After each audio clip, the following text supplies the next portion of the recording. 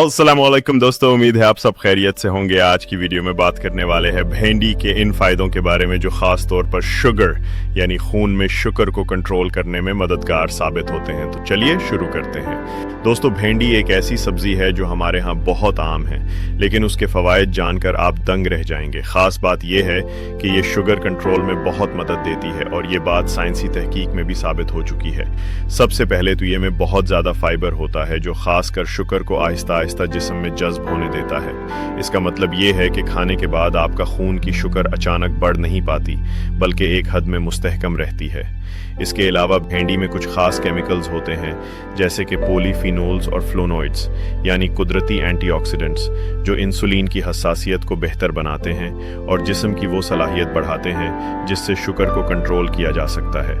एक और दिलचस्प बात यह है कि भेंडी का अंदरूनी मवाद जो कि मुसल्लिद या लुसदार होता है, हाजमा को बेहतर बनाता है और कंद की हजम को सुस्त कर देता है, जिससे खून में शुगर के तेज उतार चढ़ाव से बचाव होता है।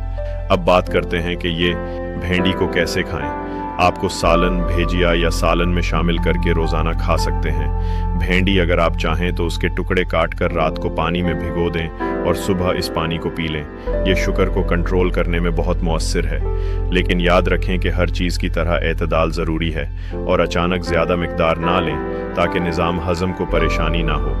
तो दोस्तों, अगर आप या आपके अजीज़ खून की शुगर की परेशानी में मुब्तला हैं तो भेंडी को अपनी रोज़मर्रा की खुराक में शामिल करें और इसके फ़वाहिद देखें। अगर वीडियो अच्छा लगा हो तो लाइक और सब्सक्राइब करना ना भूलें और अगर आपके सवालात हों तो नीचे कमेंट करें। शुक्रिया, मिलते हैं अगली वीडियो में। शुक्रिया।